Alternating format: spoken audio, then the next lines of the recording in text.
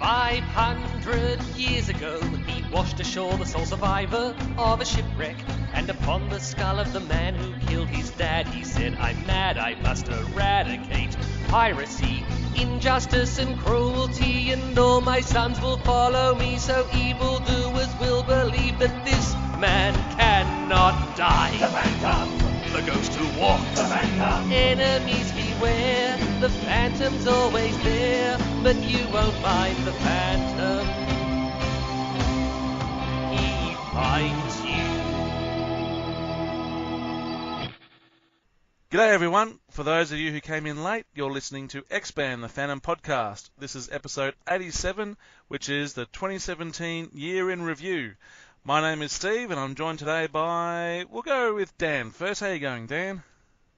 Fantastic, Steve. It's good to be back. Good to be podcasting Phantom stuff again in, well, what is 2018, but looking back at a bumper 2017. I'm pretty excited about tonight. Yeah, so am I. And Jermaine, how are you going over there? Oh, not bad, mate. I'm surprised to hear from you. I would have thought that, along with the rest of Victoria, you were in mourning that you were officially the worst cricketing pitch in Australia. The first time an Australian pitch has been deemed as a dung heap, a crap. So I'm surprised that, along with the rest of Victoria, you're not in mourning, mate. I thought you were supposed to be the sporting capital of the world. Well, you can't even get a test pitch correct. If I remember rightly, Germ, the last time a test match was played in Perth, they decided to never use that ground again.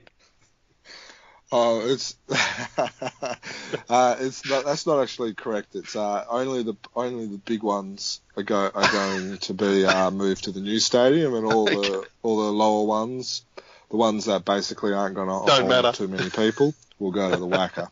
But yeah, I had to get that one in for Steve.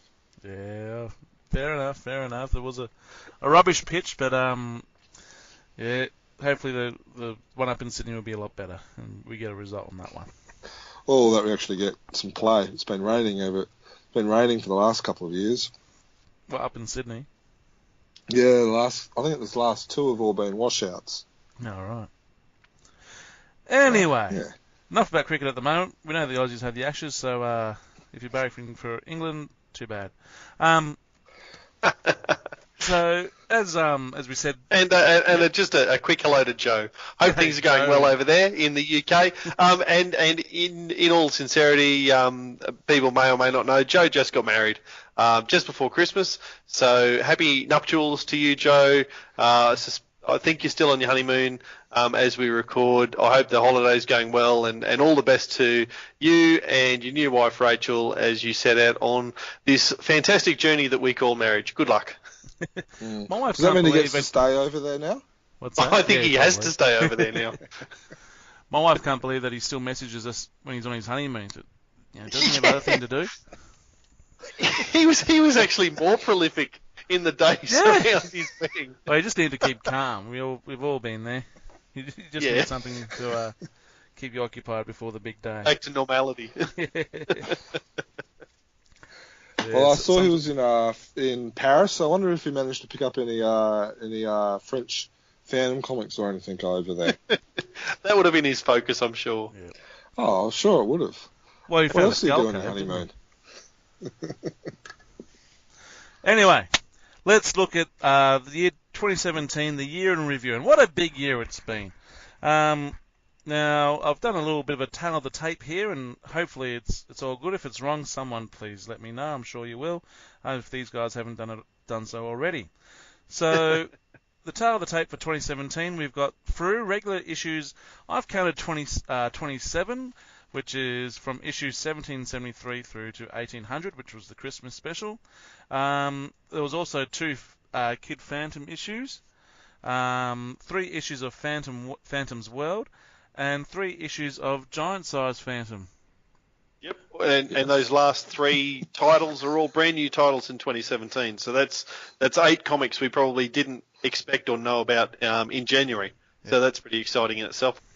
Yeah, that's right, Dan. So there a nice little surprise there with those new issues.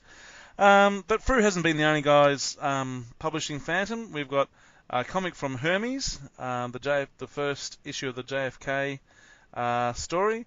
Of course, Hermes have also published their two. Did they only do two this past year? I thought it wasn't all four. The Avon reprints. Yeah, that's it. No, I think number one came out late last year. It might have been three, could have been two. I don't know, just doing the story this week about the Avon reprints, it was hard to tell exactly when number two had come out. Right.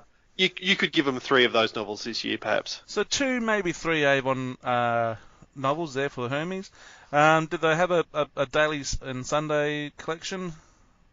We've got saying here that they do, but I don't have it. So. Definitely at least one or two of those. Yep. I don't buy those because I don't. I'm not made of money, so.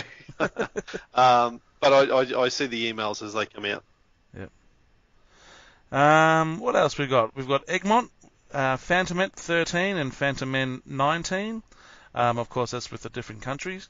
Dynamite, technically 0, but there were 3 Flash Gordon King's Cross issues published, which featured the Phantom. I must admit they got past me. I didn't know that they'd come out until you just mentioned tonight. So those might be something I have to go back and have a look at. The King's Cross ones, or the Flash, it's a 5-part series, but 3 of them came out in 2017. Yeah. And they all had the Phantom in them. Oh yeah. Kizil Mask, I'm guessing that's Turkish. 7 of them. Comics Review 6 and Lightning Strikes from Ireland. The 1, which we're still waiting on. We're waiting patiently for them to get across whatever ocean they've got to get across to get here. Trade paperbacks. We've got Frew has entered the trade paperback. Whatever you want to call it, realm, I suppose. Hermes, I would have thought that the daily and Sunday volumes would go in there. They did 2 dailies and 1 Sunday, Hermes, this year, which is probably down from the last couple of years. So Hermes has been down probably for compared to the last couple of years, which is interesting. All right. Did they their first collection of comics, the Sal Bluto ones, did that get released this year, or was that a last year one for their trade? No, that was last year. Okay, so we won't worry about that.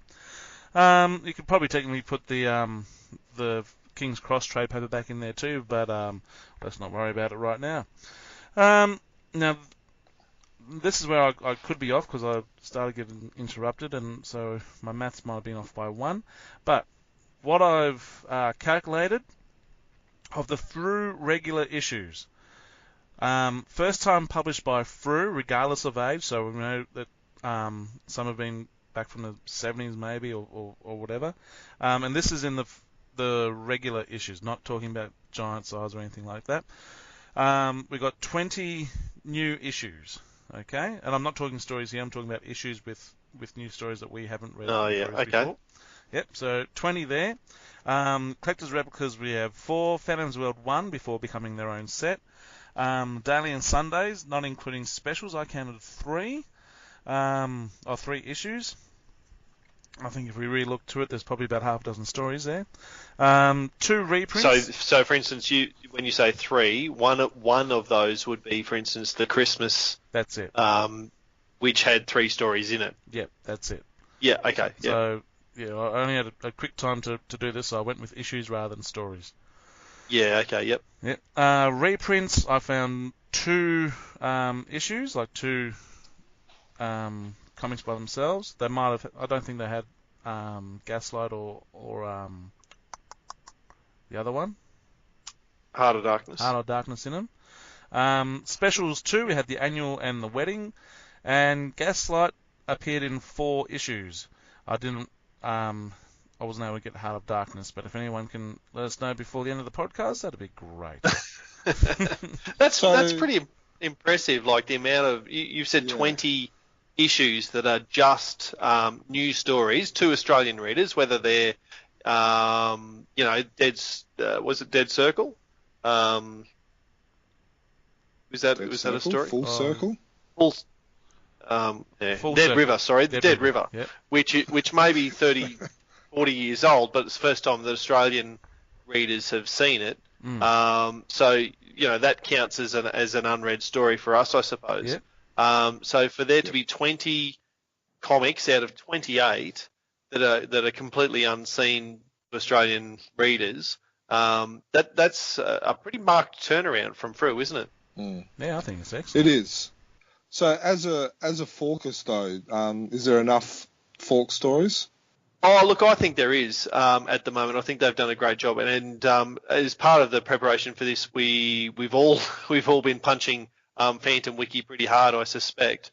And one of the things that I noticed in the Frew page of Phantom Wiki is just there is a whole bunch of fork stories that have been published, and if I just count them quickly, 2, 4, 6, 8, 10, 12, 14, 16, 18, 21, I think there's 21 stories authored by Lee Falk that have appeared in Frew this year. So they've actually been really, really prolific, Frew, and I'll just go back to a conversation this morning on Messenger, and I think I counted at the time something like 25 to 30 odd stories that appeared in each of the Egmonts, and it was closer to 70 stories. Here we are, exactly, sorry. 25 stories that have been published in Egmont, Phantom N, and yeah, it was 70 stories that have been published by Frew. So in terms of reading some Phantom stories, Frew is where you want to be at. Absolutely. We're in the right place at the right time at the moment. Yeah, at the moment, sure. Now, just with when you were counting the newspaper stories, don't forget you've got the 4 or 5 stories that have been redone. Yeah, I didn't include those because they're not they're redone. They're not actual. Yeah, but I would still class those as part of the Fork universe. If you want to use that terminology. The newspapers, for sure. Yeah. And look, of that, when I say 21, 7 of those, for instance, were in the wedding special. And then, as Stephen said, 4 replica series, which feature 3 stories each. So, that pretty much accounts for all of the Fork stories for the year. And to be honest, as I said, it feels like we're being looked after as Forkists. So I think they've got the balance right there. Yeah, it really does sound like it. The replica series, love it, hate it, and this isn't a discussion for that, but it does help meet the that balancing act, which we talked to Glenn about, which is quite hard for them to be able to, meet the current market's needs, but also to be able to look after the up and coming and the younger people and stuff like that. So they're treading a very thin line, and I think they're doing it quite well at the moment. So yeah, absolutely. Because if you look at it, as Frew, I don't think they actually did any, from what I can see on their wiki page. Now the wiki page could be incorrect, but they've got 4 newspaper stories that they've republished, but I don't see any like any Barry stories or Ray Moore stories or anything like that in there as well. Now obviously they've got space issues, and Egmont's a different beast in a sense, because it's.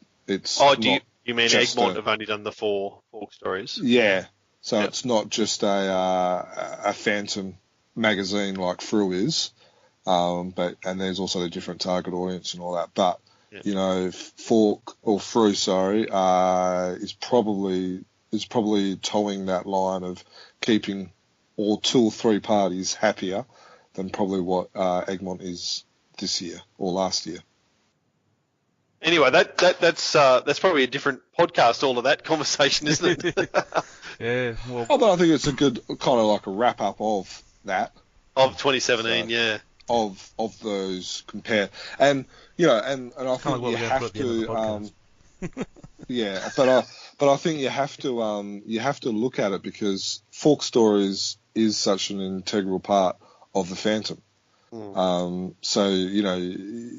I think it's good to kind of compare it. It is. Now, part of this review is we get to compare issues against each other. See how I segued that? That wasn't well bad. done. Yeah, not bad. Well done. 2018 is you're sharp. You're sharp for the start of the year. Well done, Steve. Well, he's only got 2 days. He's only 2 days into it. There's plenty of time for him to slide downhill. This is what happens when you get full 8 hours sleep a night. It's a bit different. Anyway, we're going to start off with the best Fru cover. So if you haven't listened to our year in review podcast before, what we usually do, we have a number of different topics. In this case, it's the best Fru cover. And to mix up a bit, sometimes I'll say mine first, sometimes Dan will, sometimes Germ will. So can I say what? I'm not sure why, and whoever's in charge of the run sheet needs to have a good hard look at themselves, because why have we put just about the most difficult topic first? The best Fru cover. My goodness, this was a tough one. Probably because it was probably going to take the longest, so we might as well do the longest ones at the start. Yep. And fair to say, I put the run sheet together, so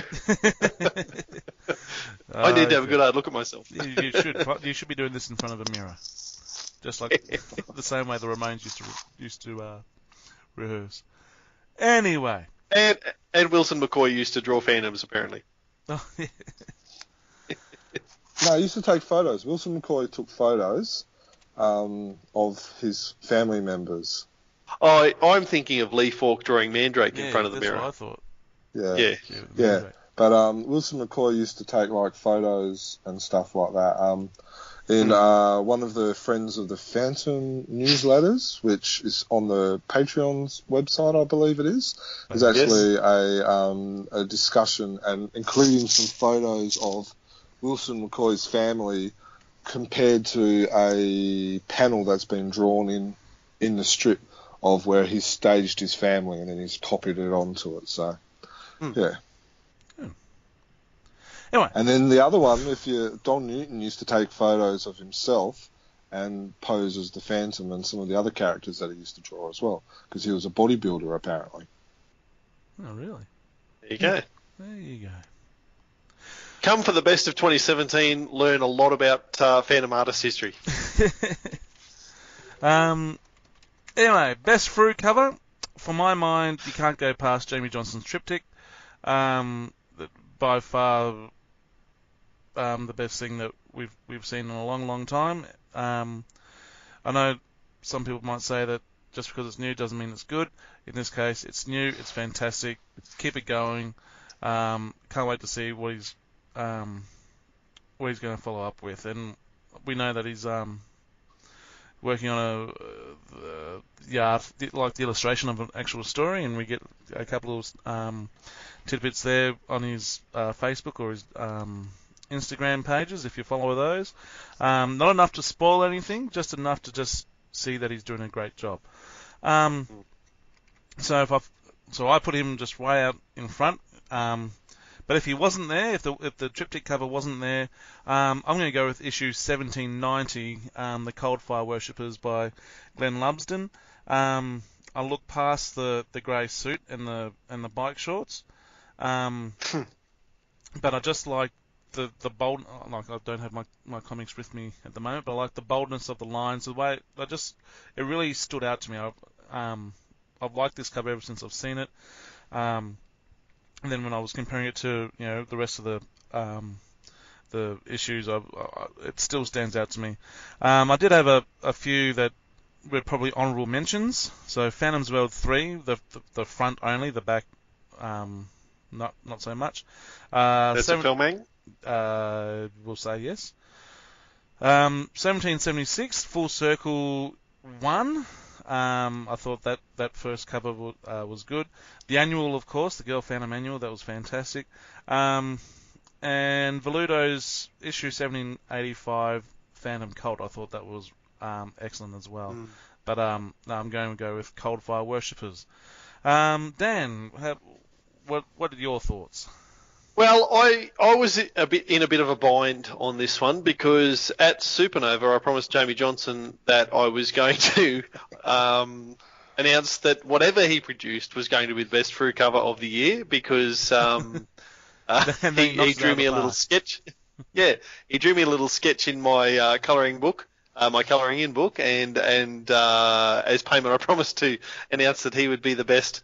So I had to sort of go into this going, oh, okay, well, Jamie Johnson has to be. And you know what? But it was actually super easy to do because, as you've said, the triptych cover, 1792, 3 and 4 for the 22nd Phantom series was just outstanding. As individual covers, they were great. Put together, and the intelligence, I guess, and the planning and the forethought of how each of them are going to stitch next to each other, so that you can unfold them all and lie 3 comics with a rear and a front cover all next to each other and form one big picture is just sensational. And then, of course, a lot of people have gone out and bought the poster of that, and I'm one of those because it's just it's an outstanding series of, I guess, 6 or pictures that have been stitched together in a really clever way. And we spoke about that with him in the podcast that we did with Jamie, and it's just a sensational series of covers.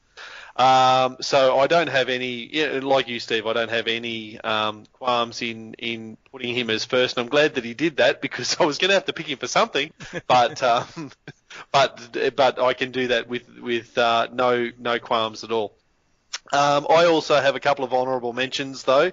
I'd have Massimo Gamberi for his Christmas cover of number 1800, and I've obviously got a vested interest in that. And for the last time, I'll just say, it was my idea. But anyway, no, I really enjoyed the cover as a cover, and I was so pleased to see that. It's been probably 6 months since we saw it, but I was really pleased to hold it in my hands when it arrived. I'm also going to harken back to the annual, the Girl Phantom annual that Canaan White produced. That was a really exceptional cover, and just really liked the way that was composed and the montage of the way that all came together. Chris Wale, at the time, for 1783, and I can't remember which part of it might have been part 2 or part 3. Part 3, I think it was, of Pirates of the Red Dragon. The cover that Chris Wale produced for that was sensational, and I thought at the time that was probably the cover of the year, and it was only the triptych that came out later that sort of bested that. I liked Salvaluto's Cult, the Phantom Cult cover that you've already mentioned, Steve, 1785, and also Kid Phantom number 2. If we're talking Frews, Kid Phantom's a new issue by Frew, and I thought that Paul Mason's cover for that was really, really cool. Just the small little Kid Phantom sitting on a massive skull throne, and just the way that was composed, the empty space and the room to grow for this character really stood out to me as well. So I'll give a shout out to that one as well. Excellent. Jermaine? Well, don't get me wrong, I love the triptych covers, but that's covers, it's plural, and this is the best through cover. No, so it's one whole thing. I don't know if I can actually include the triptych covers as the best through cover. I know it's a technicality. Which one of those 3 then would you pick as the best one of 2017? The first one, 1792, of the Phantom and Kit and Heloise running into action. The thing that I liked about this series was it's kind of like the first time we saw the two twins actually beginning to actually fight together and become a unified. There's always been that rumbling between them and stuff like that. So of those 3 covers, I prefer 1792. I can't, but yeah. So of those 3 parts of the one cover, you like 1792. Yeah, exactly. But the other covers that I like, a lot of them are the ones that have already been mentioned, are the annual. It's just, the girl one, it shows a strong female character. You tend to be a little bit more aware of this when you've got a daughter, of strong female influences and stuff like that. So there's that one. 1783, which is the Chris Wale cover, the purple colour, which you talked about. Just, the way it's all constructed, the colours is just, it's just jaw-dropping, and that's not just because she's half naked. There's more, there's more than that. The wedding album, I love the passion, the romantic, the embrace captured in that, with the big moon, with the soft colours and stuff. Obviously the Christmas covers. But the other two that I do quite like as well would be 1787, which is the Pugilist. Is that how you say it? Pugilist. That's probably, one of Felmang's better covers in the recent time that I personally like. And the other one is 1788, which is the Shane Foley one, which is the Barracan Sedation, I think it was. 1783. It was a newspaper story? It was a newspaper story. Yeah, it was. Yep. Yeah. The Barracan. I like the whiteness, like the white background with the explosion and stuff like that as well. So they're probably my,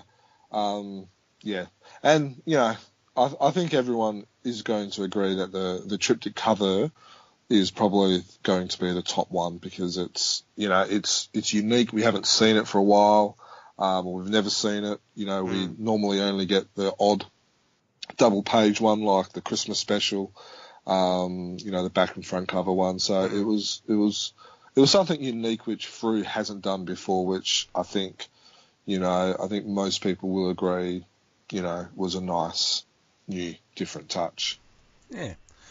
I think it's worth mentioning, like, we're three Australians who are looking at this, and that's why we've got Best Frew Cover as a category unto itself, because that's the Australian comic and that's what we get.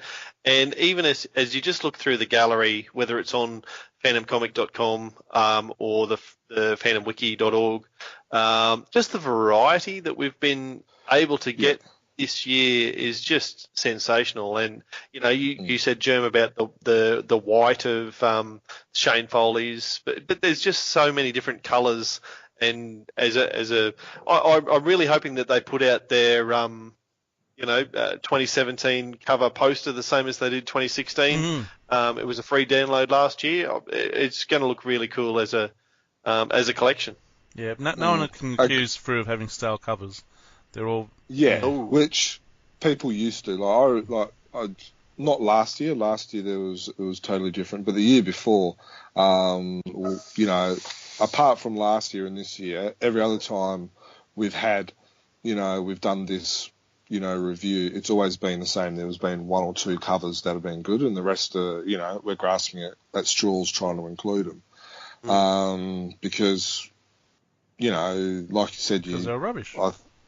They were rubbish, and there was just there wasn't their care. That wasn't their care. There wasn't the money spent on the covers, where there's been a lot more care. And I think, even the artists that were doing covers back then, I think they've improved as well, as the what would you call it? The level has increased. The artists who have been doing it, like, Antonio Lemus is still producing good covers. Jamie McPherson's gone from strength to strength. I think he's done really good. He's improved a lot. If you look at he's even better. I think it's interesting that Glenn Ford didn't do any covers this year. If you don't count his contribution to the Jam cover for 1785, the Supernova version, he didn't do any covers at all this year. And I think is he doing the first one for 2018? But it's interesting that he's really taken that step back. For him. No, well, that's true too. That's But true. we still like seeing his work, though. So Yeah, Jermaine, yeah, you're we do. telling us that Glenn Ford is obsolete. Is that what you're saying? We'll just I'm put that sure. clear. It was Jermaine who said that, no one else. Yes. There's no Glenn, need for him. you're That's a not direct needed quote. No, we have a bit of a joke at Glenn's expense, and I'm sure he'll see the funny side of it as well. Well, I hope he does. If you don't, hit me up on Facebook and I'll apologise there, Glenn, and I'll grovel.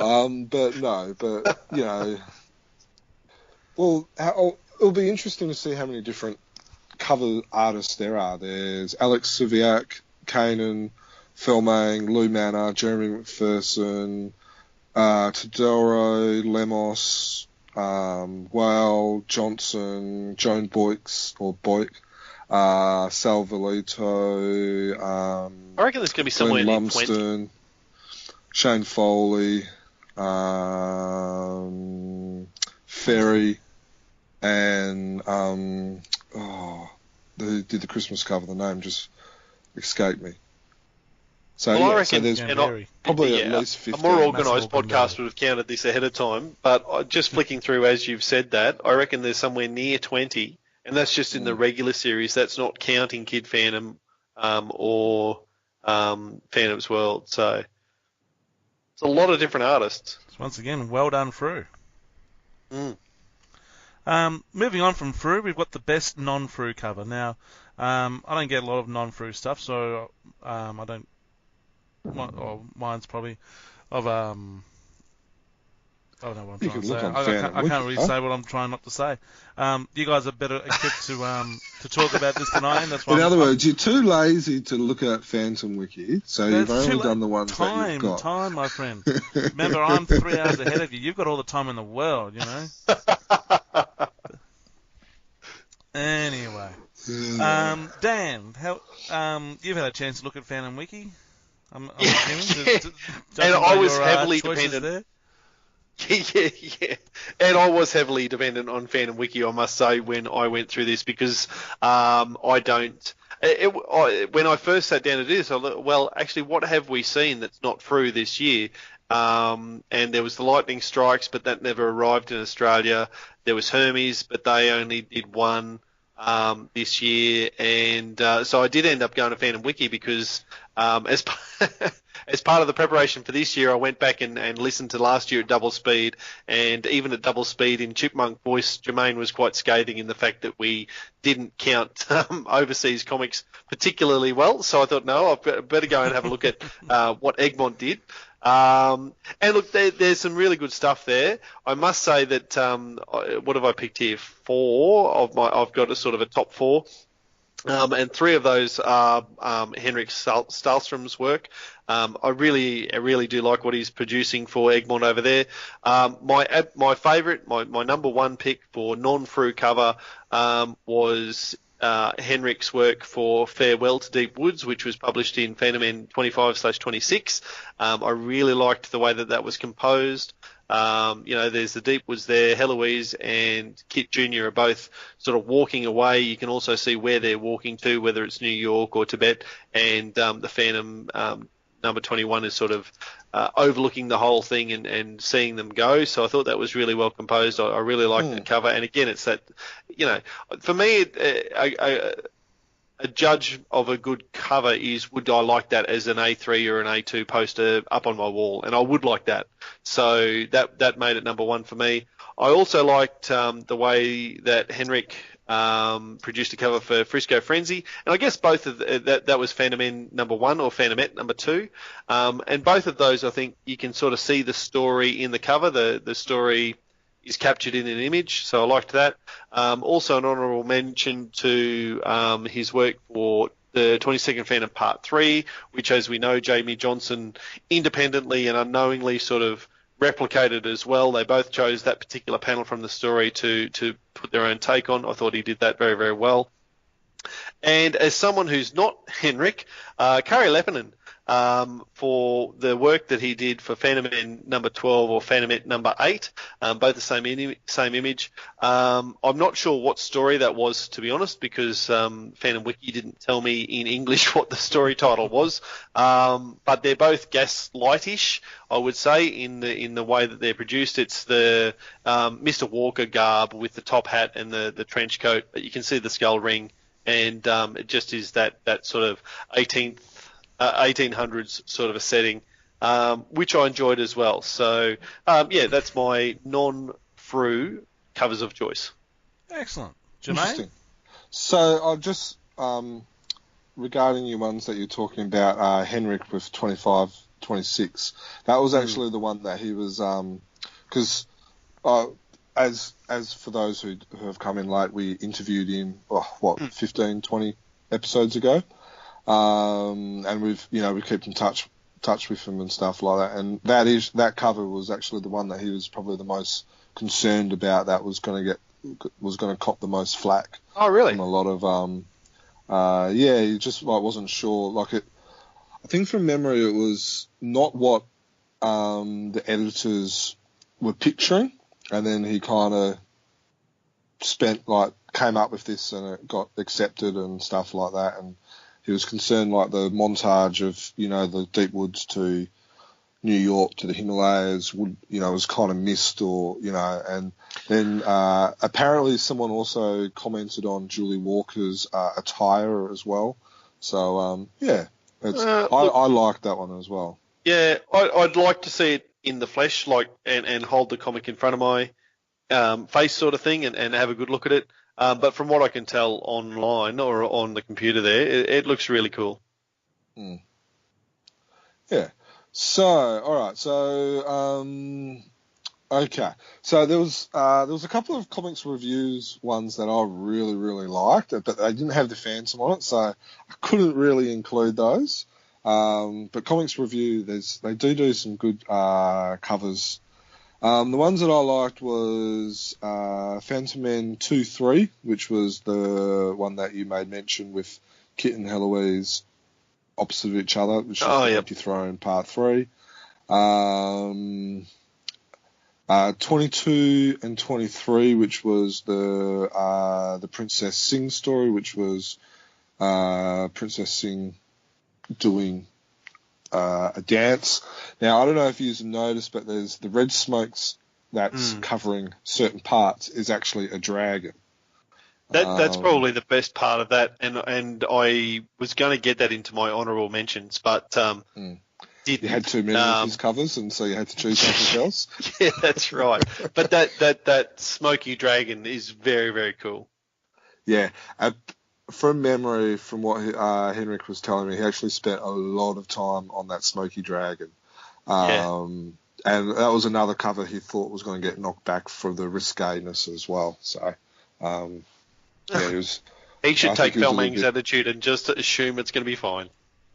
Here they cover the back cover of the Girl Phantom. Yeah. The other one that I really liked was the Kizzle Mask number 41. Kizzle Mask is a Turkish publisher publication. I think Kizzle Mask stands for the Red Mask or something like that from memory. They did 44 or 43 issues spread from, I think it was over a couple of, they finished last year in 2017 and they started in 2013. So over 4 years they did 44 or 45 issues, and they're in digest sizes, but some of those covers are amazing. The art is very well done. So it's always nice having a look at those as well. So that was another one. I'm just having a scroll through those now. That 41 you've nominated, that's a very awesome image. That's very Cy Barry. Yeah. I think it's worth everyone kind of having a bit of a squiz on Fan and Wiki. Look for Kizzle Mask. and go to the and have a look at some of the covers, and you'll be quite amazed with those covers and the artwork that comes out, and they're all newspaper stories as well. So, yeah. Well, while you've been talking, I've actually been doing that with the with Phantomin, or what was Phantomin or Phantomet? I can't remember. Just going through the covers there, and there are some fantastic covers there. I really should give it more time, but I didn't. You can actually get subscriptions. I know. They've actually just recently done I think it was a 6-issue special which I think it was for 100 Swedish cronies or whatever it was, which works out to be about $30, and you get a free towel, a free Phantom Man towel with it as well. What's the postage like? Well, I can't remember, but normally a whole year, you're looking at about $180, including postage to Australia. Well, that's about the same as a Fru subscription, isn't it? Yeah. Obviously postage, but for if you're a completist and stuff like that, they are, it is quite good. Obviously, you can't actually read it, so it does count against it, but it's not too expensive. Or what you could always do is you could always find a contact who can buy them for you or locate them, and you can maybe even do a free swap as well, like that. So I'm sure there's ways around it. Some of the covers are indeed great, which and they're always nice to have in your hands. Well, very good. For me, I've only got Hermes to go on. That's the only ones that I've picked up, and they only released the one issue, but there was 3 different covers. I'm going to go with cover A, those Hermes issues. But I was just thinking, I think the King, I know it's Flash Gordon, but Phantom's also a part of it, where the trade paper, I think they did this in the trade paperback. I know they definitely did it on one of the other issues, but I think they used it again in the trade paperback, which was released this year, so I'm going to include it. As an honourable mention at least, where all the characters are bursting out of a newspaper. I thought that was a really good Yes, image. I know that one. That was I like good. that one. Yeah, I like that one. Okay, moving on from covers, we've got our Best Writer Award. Germ, who would you like to go for? Who would you like to put forward first? Norman Walker for the Princess Sin saga. And then also a close Ramuthi for the 22nd Phantom. Walker's probably one of my all-time favourites. He has produced a lot of great classic stories from the 70s, 80s, and 90s. I think it was, very prolific, very talented, and stuff like that. So he's always been a favourite of mine, I guess is what you would probably say. He wrote 128 Phantom stories, which is quite a lot. Passed away in 2005. And yeah, if you have a look on Phantom Wiki, which I'm doing now, I don't know all these facts at the top of my head. You'll see some great stories. He did the Ibis mystery. The Doomsday Weapon, which was another one of my favourites. He did the Australian story, Wurruburu and the Black Fire. He did the Golden Rune, which I know is a fairly popular one for a lot of people. The Slaves Railway, which was another one. The Duel in Venice and Battle in Malta. So, a lot of good quality stories that are some of my all-time favourite stories ever. So, yeah. Well, he must be a particular favourite of yours if he's been able to win Best Author of 2017 12 years after he died. Done all right. That's it. Well, who have you chosen there, Dan? Who have I chosen? Well, Tony DePaul. I really liked The Curse of Old Man Moz, the Curse of Old Moz story through the dailies. That really brought me back to the dailies, to be honest, in terms of following it on a daily basis in the newspapers or online. That was a really, really good idea for a story. So to see that come through, I also quite enjoyed the Sundays that he's produced this year. In They've terms been of what fun, we're actually haven't seeing. they? Sorry. Apart from the current one, a lot of the Sunday stories have been kind of like short, sharp, and kind of funnish. Yeah, for sure. And even the current one, well, I'm thinking the daily now. Literally today, and I know now we're into 2018, but the daily in the last 2 days has now started to. This is what I liked about Tony DePaul, is that he's acutely aware of the arc, and every story ties back to the last one and to something that happened 2 stories ago and 3 stories ago, and you just know that whatever it is that's in this story, you're going to need to know 3 stories from now as well. He's really, really aware of that, and I guess that's why I'd nominate him as my author of the year, or my writer of the year, just because of the way that he ties all of his stories together and through the course of 2017, and we saw that through the 3 stories that were collected in the Christmas special for Frew, for instance. Way that he's just really aware of maintaining that continuity of character. And the only other person that I could compare to that would be Claes Ramerthy. And I am on the record as having not enjoyed some of Claes Ramerthy's work. The Rodeo Gate story and the whole Sandal Singh thing. I can't count because that was 2016, so I'm ignoring those. And for that, I'd give Claes the, I guess, second place, because I did genuinely enjoy the 22nd Phantom trilogy, which I know was probably mostly written in 2015, but we saw published in Frew in 2016. 17. Yeah, so... sorry, 2017. Yeah, you're right. That was a genuinely good collection of stories with,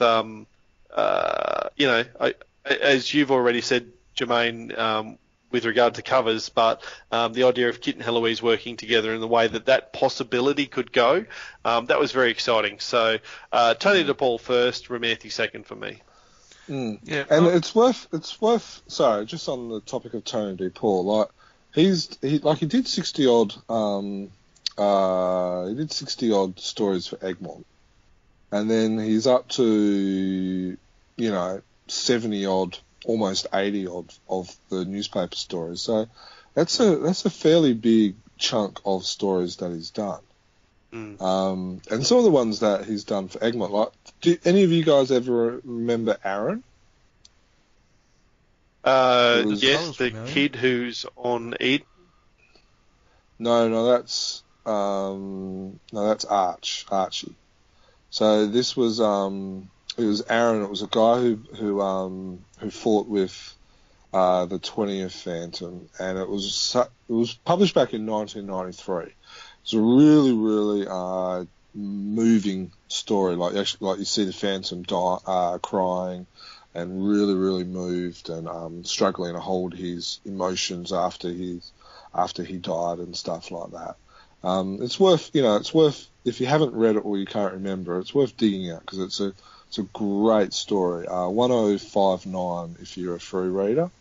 I would recommend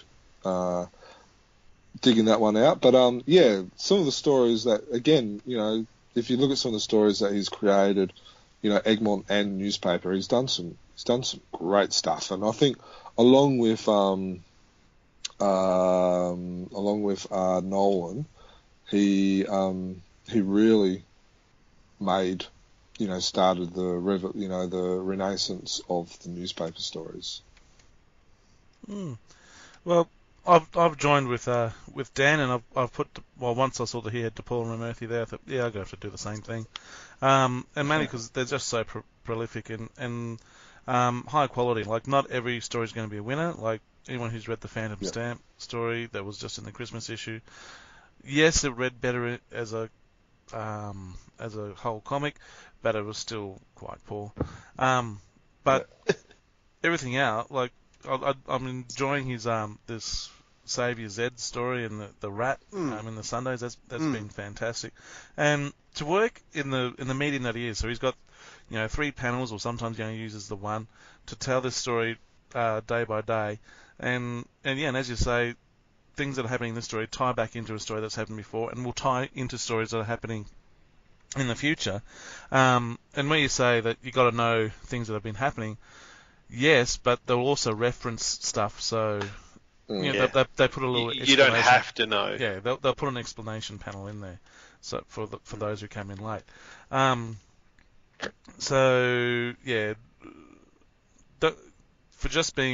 the way that they've so many stories and so much high quality. I'm going to go with DePaul and Ramurthy as well. Yep. Next up, we've got the best story artist. Now, I get to go first in this one. So, I was having a bit of. I bet this is a surprise. It was a big Who surprise. could this be? Well, if you think back about 12 months, there was a issue that started the year off, and we're all full of promise, and it didn't let us down.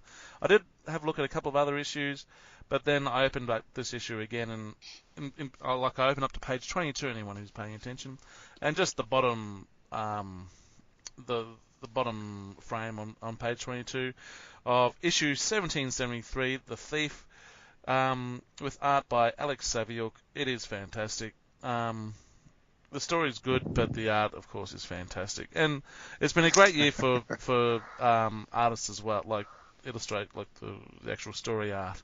But I'm going to say You've got some very talented artists. He at is the moment. fantastic. I've still got to go and buy. Hopefully, they've still got the signature series of that one. I've always been to go get it, but I always forget. So hopefully it's still online and I can buy that one. But I do like the stuff that Weigel and who's the Daily? Manly are doing, and the art in the Christmas issue, I have seen it already in colour in the newspaper, but that was really it really stood out. It really I thought it was the illustration, but also the printing and whatever really worked well with the story. And the explosions and stuff were really, I felt they were quite dynamic. And I think that was Manly. So well done for all artists this year. You continue to set the bar high, but Alex is still on top. Dan. So where are you? So are you getting? So Stephen, because you've got some Alex Saviuk art as well, don't you? Yeah, is that the only original art I have is Alex. Yep. Yeah. He's a great guy as well. We should get him on the podcast sometime. Do you reckon you'd be able to attend that one, Steve? I reckon I'll move mountains to be at that one.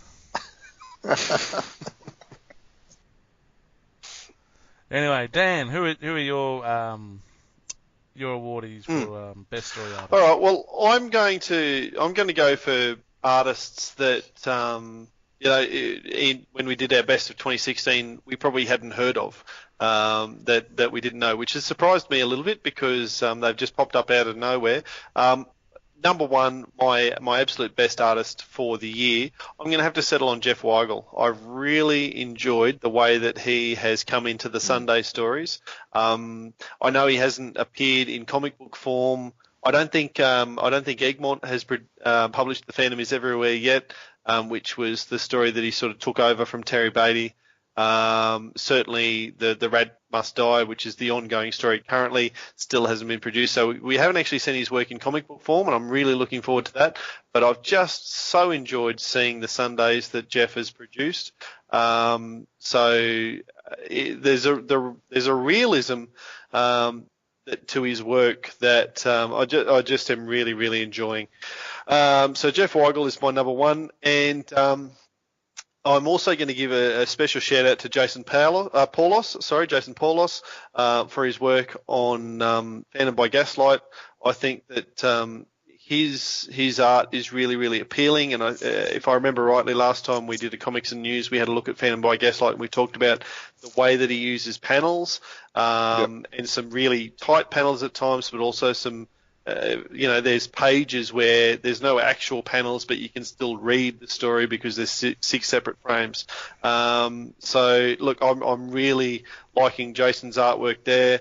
I probably enjoy it better in colour, I suspect, and again, as we've mentioned 1,000 times, when that comes out as a trade paperback, really looking forward to seeing that. I'm also going to give a little shout out to Paul Mason as well, because I think that the style that he's bringing to Kid Phantom, and the way that that he's interpreting, and the way that his particular slant on drawing and his style, I guess, come back to that word, is really appealing to kids. I see that really appealing to my kid, and it looks good. I've got a couple of his A3 prints that you put up on the wall, and as a variety, it looks really cool amongst the others. So those would be my three: Weigel, Paulos, and Mason. Yeah. As you were talking, I realised, I didn't mention Mason, so yeah, I agree with everything you just said about him. So it was quite remiss of me not to mention him. Yeah, it's amazing. We've got such a wide range of different artists, but high quality artists as well. It's quite easy to be able to come up with, the same old ones like, Cy Barry or whatever, but especially this year when you've looked at who we've got with who Fru's brought in, Egmont's got a nice range and all that. We're seeing such a huge range of different artists doing the Phantom. It's a great time to be able to have a look at it. Like the ones that I like is Jamie Val or Valley or Val, who did Dead River. Ruus. I picked all the ones with the hard names, so I could butcher them. Ruus, who did the 22nd Phantom, and then also Bess, who's another older style one as well. But then you've got, you got Jason Paulus, which I like looking at his work and looking for all the little like Easter eggs in his highly detailed art. You're looking at Jamie Val's work, who's got big frames and big action sequence and stuff like that.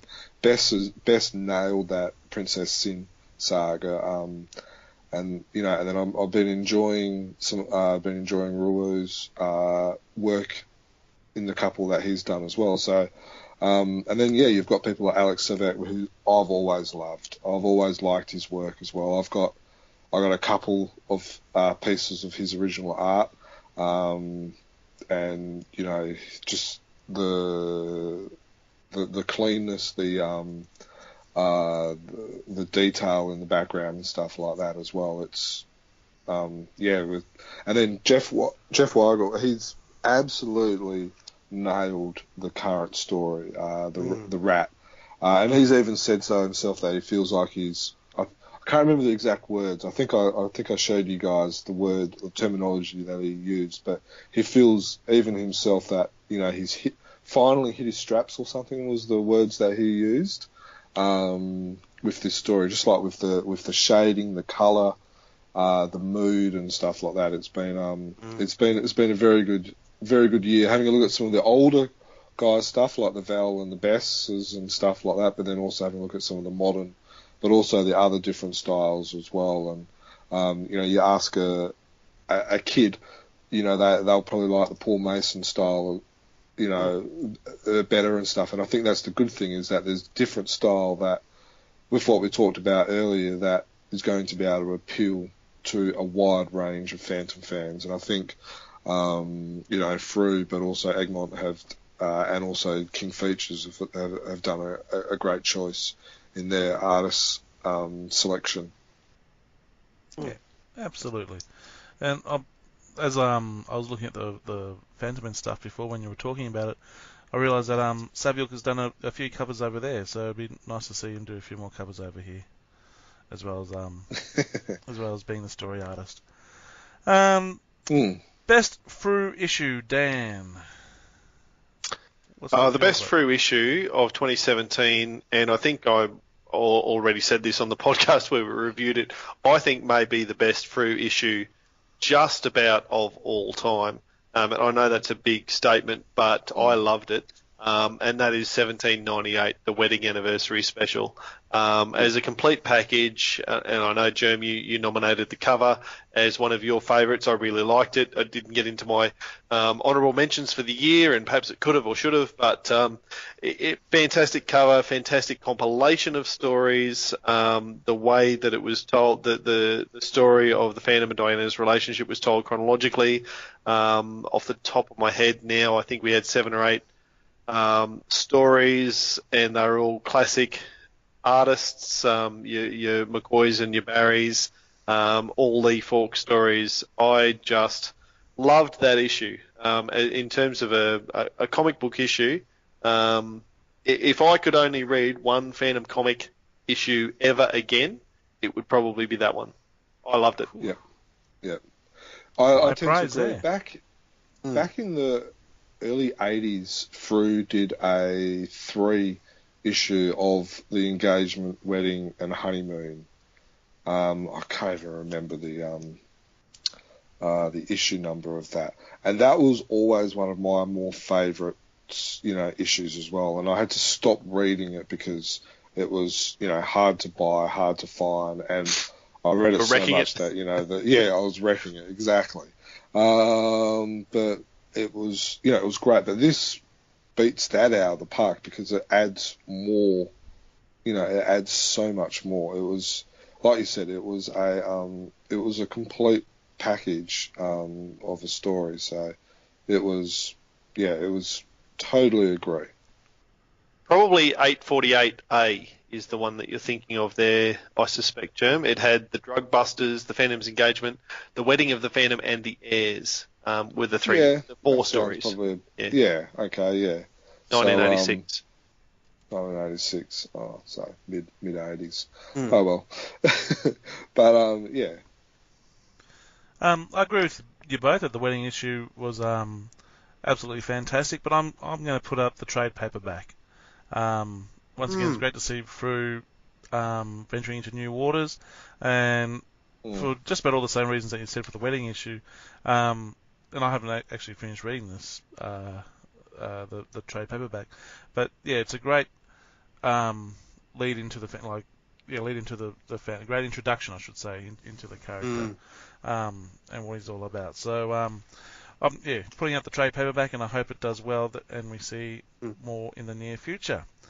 And just the general quality of production with that book, with the stiffer cover, and certainly the colour and the quality of the pages in particular. It is a beautiful book. There's no doubt about that. And that's something we should be saying for just about every Frew issue this past year. The quality of the whole package, the whole publication, has been top notch. And like I said before, with the Christmas issue, the colours were really dynamic, or it seemed that they were really dynamic to me. They really were bursting out of the screen, or out of the page rather, more so than I remember when I read it in the newspaper. It just had that that clearness to it in Christmas, and it was just fantastic. Frew's doing a fantastic job. What about non-Frew? The best non-Frew issue, Jermaine? Have to go with the Irish one and the Egmont wedding. Now, in my opinion, the Egmont wedding collection, from what I've seen, wasn't as good as the Frew one, but I did like what Sweden and Finland did with the 2 covers with the little cutout bit. I thought that was, with like the love heart on the inside. Once you take that out, there's them kissing and stuff like that. It's a very iconic Egmont cover, and it's nice. And then also just with the Irish lightning strikes with the Scarlet Sapphire, it was a good story. I really enjoyed it. And yeah, I hope, and I hope we will all get to see it one day. Because we've been talking about it, but a lot of people haven't read it yet. So I really enjoyed that. Yep. I'm not going to say anything much because I don't have much on the non-fruit. Dan? I did read the Scarlet Sapphire, so I thought that was pretty good, but that's all I've really got to compare. Yeah, for me, I haven't, I don't read Swedish or Finnish or Norwegian, so I don't bother getting copies of any of the Egmonts, and apart from the covers, I'd much rather see them in English where I can read them. So I haven't got any of those. Maybe the wedding issue I should pick up. Just either, right? No, well, postage and getting it and all the rest of it, you can only get so many things. I tend to focus on Australian or English language stuff anyway. So for me, it really, it was a bit of a thin on the ground sort of like you, I guess, Steve. Not many choices, and it came down to whether it was the issue 1 from Hermes, the President Kennedy's mission, number 1, or the Scarlet Sapphire. Now, I did get President Kennedy's mission and hold that in my hands and read it in hard form, but I think I probably preferred the Scarlet Sapphire, even though we've only seen that as a PDF so far, and as Jermaine said, hopefully that gets to Australia soon so everyone else can read it, because that was a good story. So as my best non-fruit issue of the year, I would go the Scarlet Sapphire, and I just hope that we can all see it, physically very soon. Yeah, that'd be great. Now with Hermes, we've kind of been, I feel we've been skirting around the issue a little bit. How disappointing is it having another comic series not coming out regularly? Very. Let's call a spade a spade. They screwed up with the one that Sal Velluto did for whatever reason, and there's lots of rumours and stuff like that of why it was delayed. You can read it and listen to whatever you think, and then you've got another one which they originally delayed by 6 months or something, and we're all thinking, okay, sweet. They've delayed it because that way they can actually release them next to each other. And then, we get told, oh, yeah, it's going to be, number 2 is going to be towards the end of the year, and then we still haven't got that. For a lot of people, whether they're lazy or not, we've had this discussion off on the podcast, whether, you can get it through their local comic book store, or whether most people don't worry about it, or whether the fact they get it through Fans Vault. It's not in Fans Vault either. It's, it is, especially because, these are English stories that we can actually read. It's, it is a little bit disappointing, I feel. And I think that, people bag Moonstone, but Moonstone never had delays like this. Even Dynamite have never had delays like this. Now, Dynamite's a different kettle. They're a lot bigger, but Moonstone's, is a smaller company as well.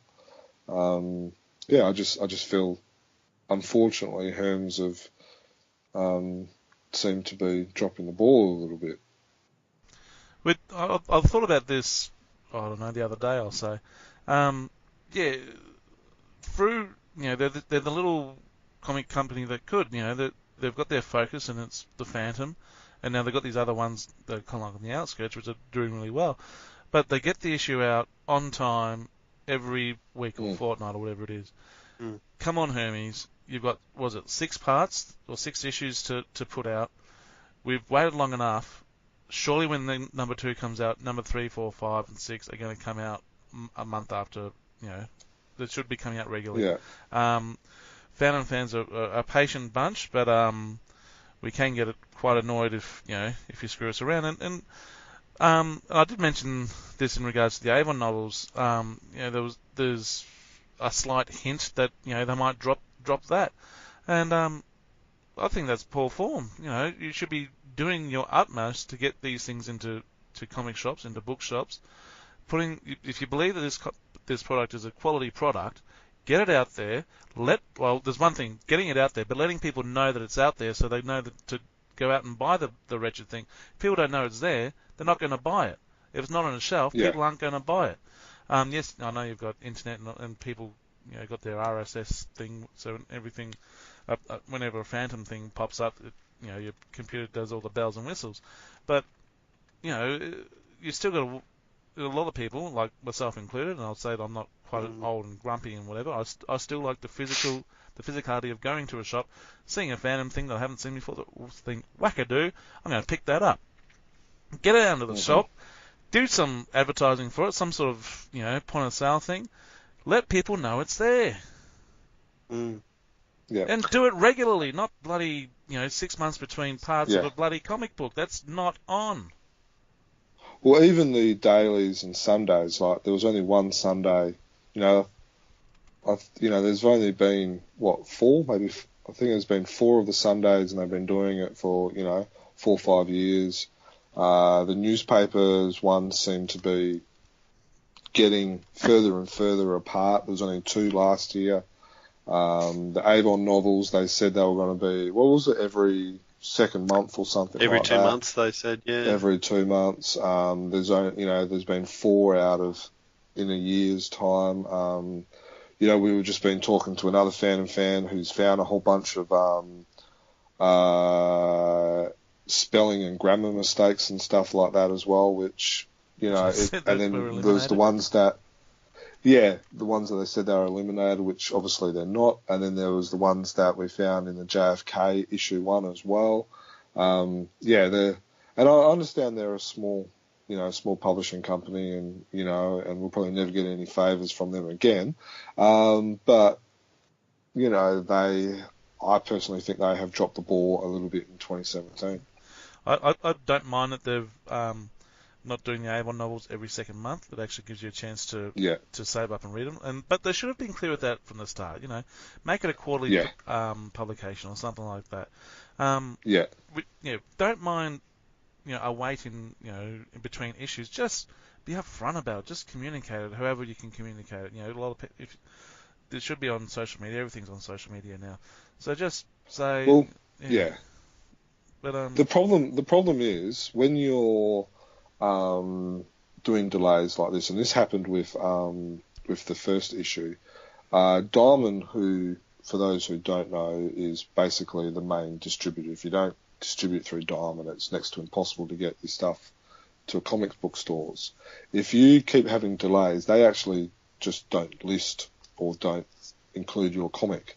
And from what I've been told, now I can't confirm it because I haven't been able to speak to anyone or anything like that, but from what I've been told is that Diamond actually stopped doing in their previews and listing the last couple of parts of the first issue, and I'm sure it's probably been the same case for JFK as well. And that's your lifeblood. If people can't pre-order it, comic book stores are just not going to get it in because fans aren't aware of it. And because, what happens with most people is they go to a comic book store and say, oh, can you get this for me, get this for me, get this for me, and they order it. But if you can't get it through Diamond, how are they going to get it? How is the fan going to get it? It's not, it's not on Phantom's Vault, which is kind of like the backup plan for a lot of Australian fans. There's a lot of people don't have JFK Part 1. I myself don't have JFK Part 1. Don't you? My comic book store... No, I've got three copies store, of it. I'll send you one. Yeah, me too. My comic book store, will not do it because, of the stuff-ups with Diamond. And it's not on Phantom's Vault yet, so I haven't been able to pick it up. Oh, poor bugger.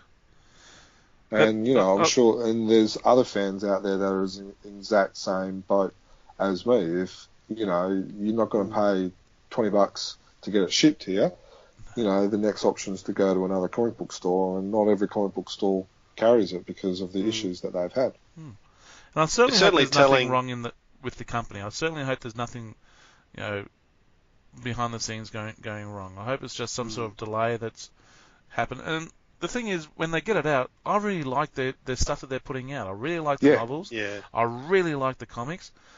I don't really like these delays. Please, get rid of that bit, and then everything will be peachy. Please, Hermes. It's certainly telling that the original Avon novels, there was 15 of them. They took 3 years to get all 15 out from 1972 to 1975. at this rate, the way that they're going, they may achieve getting the reprints out in those 3 years, but it's not looking promising. So. All right, let's move on, eh? Yes. Anyways, that was a bit of a tangent, didn't it? This is supposed to be the best ofs, not the worst ofs. Yeah. I usually get a little bit, Jan, why are you going on about that tangent? But I got into that one, so. It's a year in review, so we reviewed Herms. Yeah. So in review, Prue's doing really well. Hermes, come on. So we're going for the best story now for 2017. And looking at the list here, I've gone out on a limb with mine compared to what you guys have put. But yeah. There's a reason why I think you've made a valid point though. Yeah. So I can't remember the issue number. I haven't written it down here, but the story was Mystery of the Ivy Crown. It is very dark and not your usual Phantom story, though I can't remember all the ins and outs. I think this story affected the reader more than any other, and when we spoke about this, we found it difficult to speak about it, because of the subject matter and a lot of the things. So, and to me, that's got to be a great story to be able to do that. Like, if it's not handled properly, it's just paper for the birdcage or something. But this was done really, I think from well. memory, Dudley had similar comments in his message from the publisher as well. Yeah. Didn't he say something about not using the same author again or something? No, I don't think it was quite that strong. But yeah, no, I remember I think he was, again, I can't remember, but I know he wrote about the story theme and, not usual Phantom and stuff like that. So I think you make a very good point, Steve. Don't always agree with things with you, especially when it comes to football clubs and stuff like that, but totally 100% agree with you on this one. I think you've made a very good point. Thanks. Yeah, no, I would agree with you too. It was 1784 for what it's worth, and it was we all butcher names. Jean Boyche, who illustrated that one, who is a bit renowned for. Sorry. Illustrated. Illustrated? He wasn't the writer? I thought it was... No. John. Yeah, John, yeah. Olaf Siverbo. There's no way that's correct, but that is the phonetic pronunciation of his name. Is Olaf Siverbo is the author. Joan or Joan Boyche is the artist, and he's probably a bit renowned for being a little bit not quite Felmang, but he's certainly a bit more risque than some of the other artists in terms of what he's prepared to draw, and certainly his darkness, I suppose, in the way that he draws. He was a good artist for the story. And I agree with you, Steve, that it's not one that popped out to me as the best story of the year, but certainly in terms of one that I'll probably never forget reading. And if nothing else, that makes it, a very worthy candidate, as you pointed out. So well done. Yeah. Cheers. But so, what did you think was the best story of the year then, Dan? Well, I've already mentioned it when I spoke about my best author, I suppose, Tony DePaul, and that would be the Curse of Old Man Moz story. I suppose I guess it was the threat of the death of the 21st Phantom, and the way that I'll be really interested to see this in comic book form and see whether it stands up as my recollection of reading it daily does.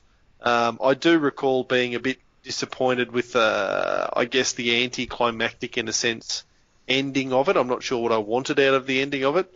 I'll be interested to see if the way that it finished works well in as I say, in a continuous comic book form. But in terms of, as I mentioned already, bringing me back to the dailies, and since then, I've continued reading the dailies on a daily basis. Well done. So if only for that, for me, it's the story of the year. Excellent. He definitely brought attention back, or attention realigned back to the dailies and stuff like that. And even on Facebook, there was a lot of people that were following it almost all on a daily basis as well with the discussions and stuff. And you get some people that, like, some comics and some publishers, they'll do like the shock value, but there was more to it than that. Like, it wasn't just like, oh, the death of Batman, and we all know he's going to rise again, like with Superman in the current movie and stuff like that. There was that distinct possibility that we could have seen the death of the 21st Phantom. So did you put that for best story as well, Jim? It was definitely one of them. Probably that, along with the Empty Throne, 22nd Phantom, and the Princess Sin saga. I just loved the fact that, what I liked about all three stories is that we saw the vulnerability of the Phantom. And I think sometimes, we don't see that enough with the Phantom.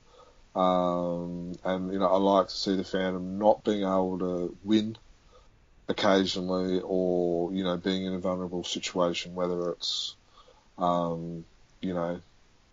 battling a femme fatale or whatever. But it's nice to see the Phantom, who is human, and that's one of the things that I love about the Phantom, is that he is human, not being able to, be like Superman and just absolutely just fight his way out of every situation because, there's only this made-up green substance that can actually beat him.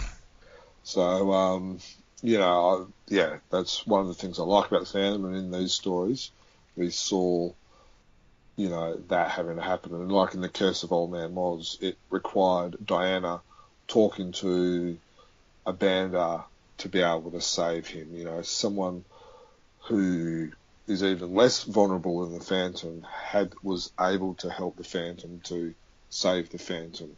So, things like that was some of the things that I liked about those three stories in particular. Very good. Now, some fun stuff. Merchandise. So, new merchandise in 2017, and there's been a fair bit. And we got official and unofficial. I think that's where I think we're going to put it all in one, but I'm going to list the official stuff first, then unofficial. And we've probably forgotten some stuff, but... Oh, almost certainly. Someone will tell us. I'm sure they will. That's it. Official, we've got the Melon Calendar. Welcome back, calendar. I've actually got two of those now. Thank you, my KK at Christmas. So I get to keep one unopened and one open. That's good. So we've got the Melon Calendar, the Melon Diary, the Kid Phantom Mania Mag. That's a bit rich putting that one in, but okay. For the page. The Fanfare Bust, which is a brilliant looking thing. If you haven't seen it, check it out on Facebook, or is it on website as well? I'm assuming it would be. The Fanfare Barbecue Apron and Mitt, something I still don't have. I should really pick that up. The Fru Sketch Covers, the Fru Folio 3 Gaslight, and the Fru File Cards, the Fru Bookmarks. That surprised me, actually, when we went back. The Fru File Cards only started in January of 2017. They did. They've become something of a staple, but they only started in 2017. Yep. Are they still special to you? Do you still find them special? Yeah, I do. What about you? And I think I'm only going to get them now, don't you? I do get them now, and I like them. Yeah. Yeah. And I think I'm going to like them even more. I enjoyed the file cards early when I was getting the covers I didn't have. As they got into the 200s and there was the odd one or two comics that I've got, I liked them again. And I think I'm going to get an extra buzz when they get into the 5 to 600s when there's suddenly comics that I've got a few of. And then I'll probably get another buzz again once they get into the 800 and 900s where they're the comics I first started reading. So I think they're on a winner there with the file cards. Yeah, and they're kind of like a pictorial checklist of the comics, which I really like. Hey guys, I just got to go for a sec.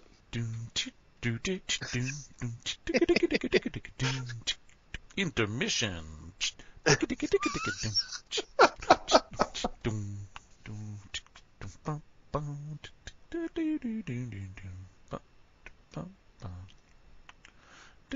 We apologise for this interruption, but we work on the technical difficulties and we'll be right back with you shortly.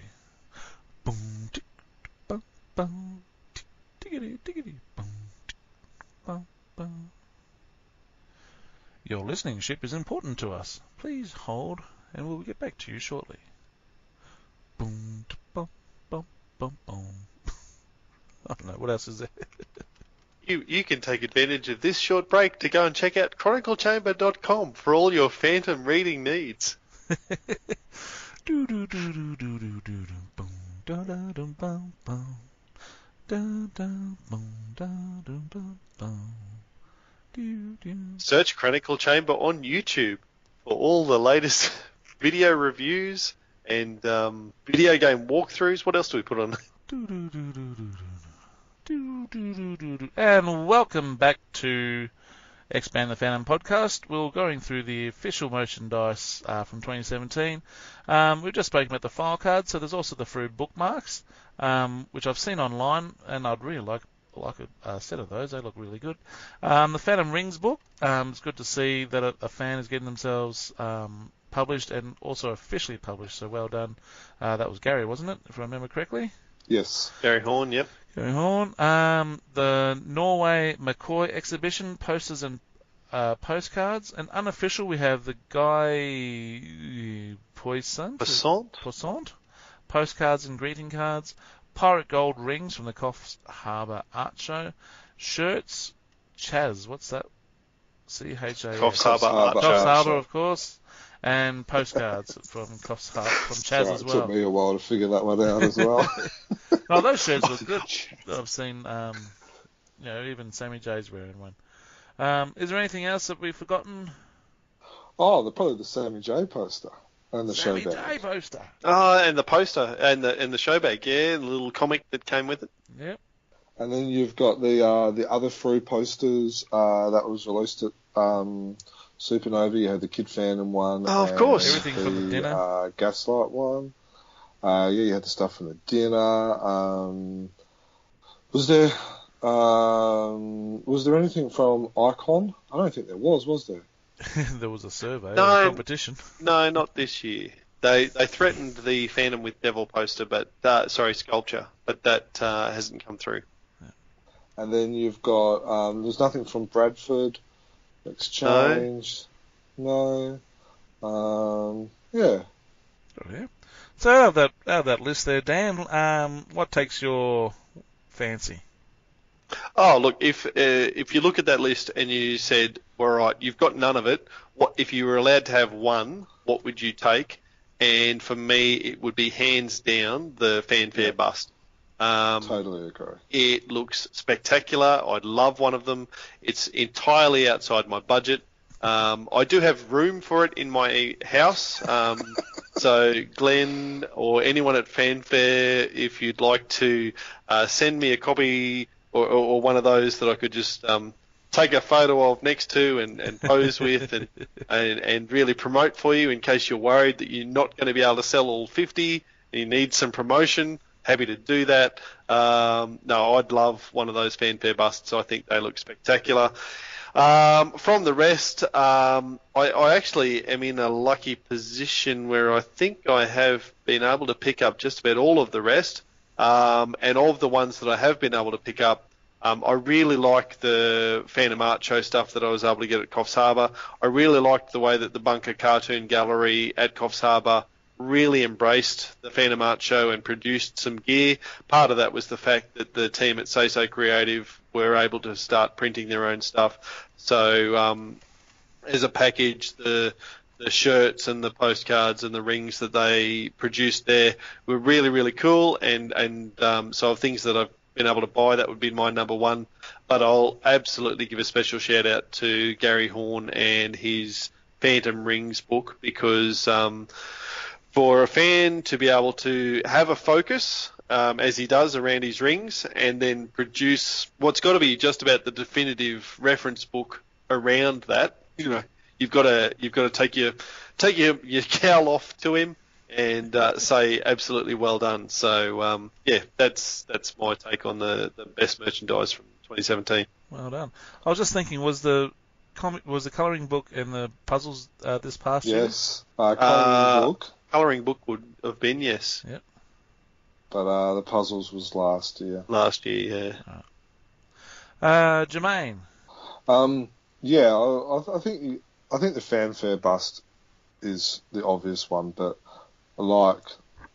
I guess probably 9/10 of the Phantom community is probably beyond their price range. So the ones that I like the bookmarks because, and I made mention of this in the interview with Glenn, is that it was a cheap stocking filler almost type of thing that people could get, use. It was practical. And then, there was the other postcards like from, the Expedition Norway McCoy one, the Art Gallery one, and then there was also Guy's ones as well. and they were beautiful. And they're nice. They're affordable. But the one that I've kind of fallen in love with was probably the sketch cover. It's just a blank sketch cover. I had some Phantom sketch covers previously. Like Moonstone did one and Herms did one as well. But I've never really got into it. But then watching, going to the Supernova, seeing artists drawing on it, it's exciting being able to send one off to an artist and then they'll draw on it and, colour it or personalise it and stuff like that. And, sometimes it's cheaper than doing it as like a commission or buying the original artwork as well. And, you get that something personal from that artist. It's, just something that I've, kind of fallen in love with. And, how many different artists have you got now to draw on your sketch covers? Probably about 10 or so. Oh wow! So I've got a few. I got a couple that are like still on their way back or on their way to the artist, if that makes sense. Mm-hmm. So the ones I've got a Jeff Weigel. I've got a Hakon Ans, who's from Norway. I've got a local girl from WA who does watercolours, and she did a nice Phantom one, which was nice as well. And then there's been a couple of Australian artists as well that I've got some from as well. So it's it's nice to have it. It's and yeah, I don't know. It's just it's it's something nice you can collect. It doesn't cost as much as what original art can. It's good fun.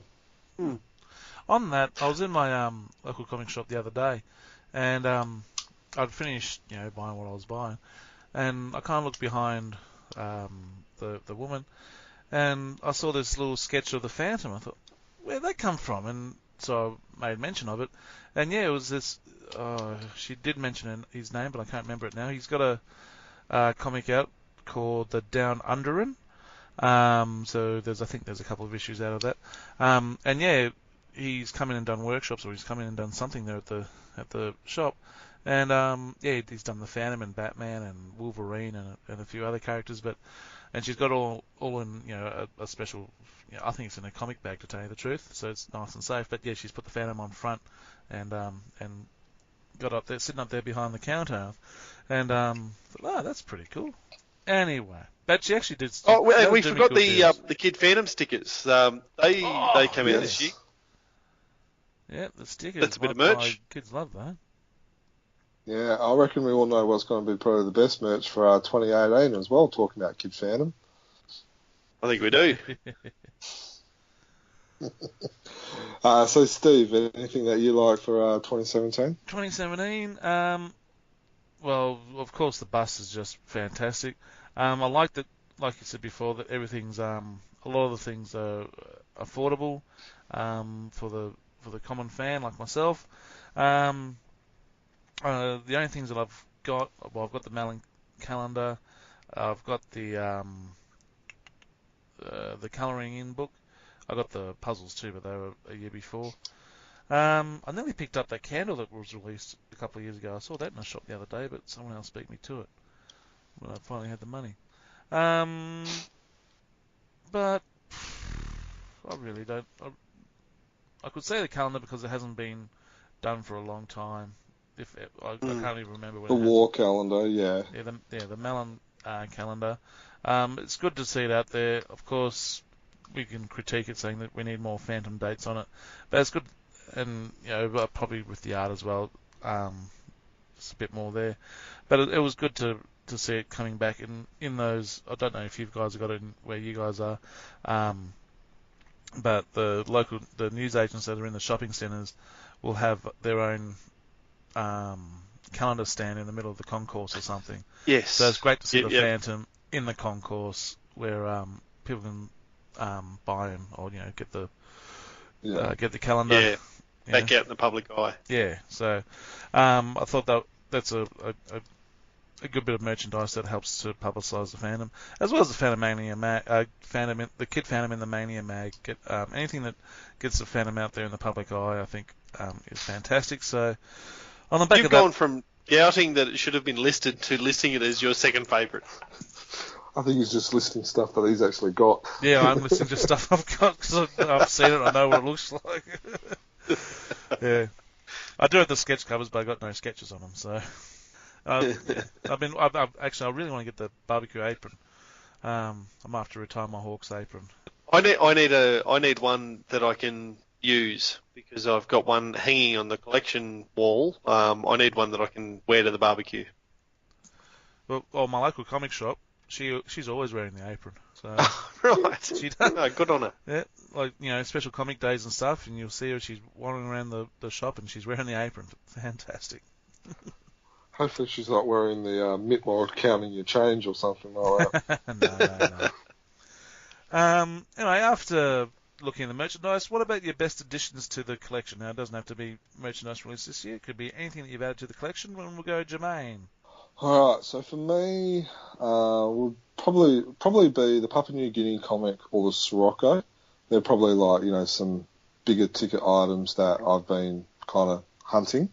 For those who don't know, the Sirocco is actually the first Phantom figurine, which was back in the 40s. So it's probably even one of the most earliest actual pieces of memorabilia as well. One of the first ones. Some of the other ones that I've got was some of the art. Like I've got some cool pieces of art. Like I got some Sparta art. Some Italian art, some like a couple of free covers and stuff like that as well. But probably the two would be the Papua New Guinea and the Sirocco. Very good. For me, I'll have to say back issues. Big shout out to anyone that's supplied me with back issues. Most recently, Bradley. So I haven't had a chance to read them all yet, mate, but that was a very nice Christmas present this year, so thank you very much. Also, Jermaine supplied me with an Egyptian comic of the Phantom, which, for those of you, if I haven't said it much on the podcast, my in-laws came from Egypt, and so I showed it to my father-in-law, and it was like he was 16 again. His face just lit up. So that really was. He goes, "Where did you get that?" He couldn't believe it that I walked into his house with this in my hand. And yeah, for that moment, I'll put that as number one because just to see his face when I showed it to him was fantastic. You're your favourite son-in-law again, huh? Oh, I'm the only son-in-law, but Short list. Yeah, short list, but yeah. Dan. Okay, so when we were considering this category, on this list? Yeah, well, it was hard because when I had a look and was considering this category, one of the things I've done this year is to start an Excel spreadsheet of the collection and catalogue the collection. And one of the columns, I suppose, is the date that I acquired it. So to do this, I sort of, I'll just sort my collection by date acquired and go through what I picked up in 2017. And I'm not, what are we 2 hours in? My wife's not going to be listening now. It was a bit, it was a bit surprising to see how many things I'd picked up in 2017. And it's very hard not to it's almost impossible not to list a couple of Sundays that I picked up from Cy Barry, which was like on the 4th of January. So it's in 2017, and I have to include it, and it has to be the best thing that I've picked up. But there's a whole lot of other stuff that I'm really, really pleased with. June was fantastic, just in terms of what I picked up at Supernova. First time I've gone there. Brew booth was sensational. Also got Gary Horn's book and a bunch of stuff off Jermaine and a whole bunch of stuff like just the photo that I took when I got back from Supernova of all the stuff laid out on a table was just sensational. I also was able to get Sammy J to sign a poster of Hero Complex. Really like that. One thing that I've been chasing for a long time was a replacement for my Phantom Club cap, which got destroyed, and I've told the story of that many, many, many times, but picked up a replacement of that, as well as a bunch of other Phantom Club stuff, which was just awesome. But one thing that is really dear to my heart, and I'm certainly not putting this above Cy Barry artwork, but when I was a kid, I grew up in the Northern Territory on an Aboriginal settlement, and I remember seeing in the health clinic there this Condom Man poster, which was obviously based on the Phantom, and I've always remembered that and sort of idealised that, I suppose, and sort of probably April or May this year I was able to pick up a Condom Man poster, so I'm not putting that up until my son is probably 12 or 13. But that's a unique sort of a highlight to my collection. I'm really pleased to have picked that up. Very good. Something that I forgot was it's probably not official, so I won't say exactly what they were, but I think we all three of us received a little gift from Glenn Ford in regards to Kid Phantom. Was that what you alluded to before, Jermaine? Yes, that will be our best. That will probably be the best merchandise for 2018, I reckon. Yeah. So that was a very nice addition to the collection. Yes. It was. That was a lovely package. Did any of you show your kids them? No. Nope.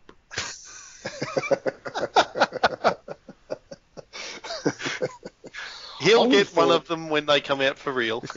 I would have thought, Steve, yours would have been the Free Crew badge. Or you just dismissed that seeing. Was that last year? No, it seems so long ago. Yeah, 2017 it was, yeah. 2017. Yeah, so that's just obviously obviously it wasn't that big a deal that it just, No. Don't you start putting words into my mouth.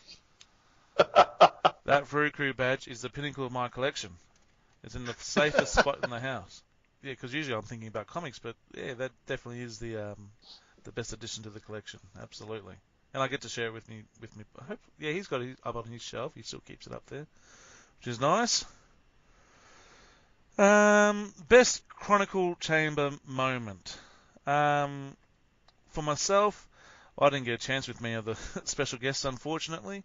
But well, that's because of the Chronicle Chamber rules, which say that if there's going to be more than 3 people on the podcast, Stephen's out. yeah, we're going to have to change those rules. And this year we can, because well, hopefully I don't fill up my newly found time up with other stuff, but yes. I won't be studying quite so much. But yeah, I have to say, getting to speak with Wally Lewis was an absolute highlight, and his son as well. I never thought in my wildest dreams I'd ever be interviewing Wally Lewis. Getting to chat with the Lewises is my highlight, amongst many, many highlights. But if I have to choose one, I'm going to say that for the moment. Dan. Sorry, I forgot to put the next bit in there. Dan, that's all right. I've probably got 2. One of them's selfish, and from a very personal and selfish point of view, I was so completely stoked to have a bit of a Phantom Club reunion and talk to Olga and Hendo from the Phantom Club. Being able to tee up that podcast and have a conversation with Hendo, who I think we had all thought was completely lost to us. To be able to find him and get him on the podcast and have that conversation was just sensational. And since then, I've actually met up with Olga a couple of times as well, personally, and had that face-to-face conversation. Did she sign your girly mag? Well, no, she refused because it's Inga in the penthouse, and her name's Olga. So,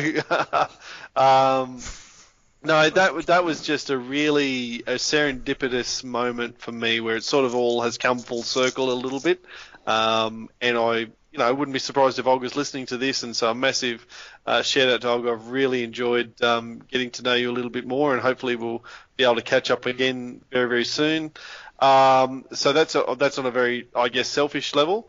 On a more, this is still selfish as well, but thinking about my boy, the moment, and this would not have happened without Chronicle Chamber, and that's why it fits into this, best Chronicle Chamber moment of the year. The moment where I've had Paul Mason sitting at our dining room table sketching a Kid Phantom portrait for Gus, and just seeing the delight on an 8-year-old's face as he realised that, hang on, someone actually draws this, and that person is drawing that right at my table, and then him, rushing into his bedroom to show Paul, the Kid Phantom poster up on the wall and this sort of thing. That's just that's an absolute highlight as well. And the dad in me has put that now as number one as I speak about it. So, both of those things, really, really cool moments of 2017 for me. Excellent. I think you're right. Like, being a part of the podcast gives you great access, great insight, but it gives you, I think the thing that I like about it most is the people that you're able to connect with, and stuff, like whether it's like Paul Mason coming to your place, Sam and Jay Duncan coming to my place, or just being able to interview and talk with creators that you would have never talked to before, like Tony DePaul, Henrik, and being able to share those memories with those people is just amazing. I must admit, the thing that I did enjoy was actually being able to, like Dan, we actually got to meet for the first time at Supernova, and hopefully this year, Steve. Oh yes, I was 2018. speaking with Ange about that the other day. That's happening. Like things like that, where and you would be able to echo the idea of just like that whole weekend is such a great idea, being able to spend time with people and stuff like that as well.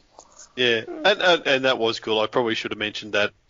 Being able to catch up with you, Germ, and actually meet you in person after we've spoken so many times on the podcast. You're absolutely right. That was very, very cool. Very good. What about your overall reflection on 2017, Dan? 2017, I think, if I remember it for anything, it will be for the rise of Frew as a publishing house, I suppose. 2016, I think we saw the direction it wanted to go. 2017, I think we're starting to see some real oars in the water and pulling in the same direction. We're seeing, they're commissioning their own stories. We're seeing the variety of unpublished works. Frew's got a bit of a reputation as being a company that depends on others, whether it's the newspaper strip or whether it's the Egmont stories, to publish their own stuff. Frew have just published so much stuff this year that has not been published anywhere else. That's fantastic. And then to be bringing out new publications, whether it's Giant Size or Phantom's World or Kid Phantom in particular, they're really going from strength to strength. And I think, we're all football fans and we all know about footballers getting the second year blues. Frew have not got the second year blues. They've just lifted, and they're going to be in Brownlow contention next year, I reckon. Almost finished. Absolutely. Jermaine? Sorry about this, guys. My little daughter is overtired and won't go to sleep. The poor little girl. She's just desperate to be on the podcast. I guess what you're saying, I totally echo with what you're saying. I think 2018 will probably even be better than 2017 for Frew because I think while we haven't actually seen any of their own commissioned stories yet, apart from like Gaslight and Kid Phantom. We're going to see a lot more in 2018. So I think next year's actually will be better than 2017. I think you're probably going to be saying this this time next year, you're going to be saying, Frew, which, so I think there's that. The other thing for me will be the different types of products. Like we've seen the normal comics and merchandise, but we've seen the different types of products that we wouldn't normally see, like the apron. Like we've seen like the galleries and the expeditions and stuff like that. Like, there's obviously the Australian one, then there's the McCoy one, and then there's the original art one, up in Sweden and stuff like that. So I think like the comics and the comic obvious related merchandise like figurines and statues are always nice, but seeing different stuff that we don't normally see, I think that's a true indication of the popularity is increasing. And then I think on the back of that, we've seen an announcement from Egmont that in 2018 they're actually going to produce more news stories than they have in the last couple of years. So, I think that's been, a wave that, that they're picking up on because of what we're seeing.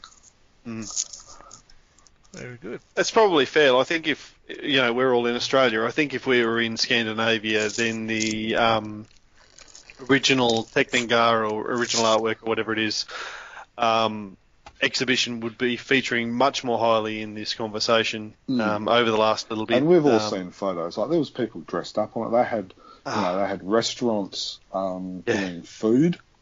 They had like a pub doing a different, like a phantom brew or a beer.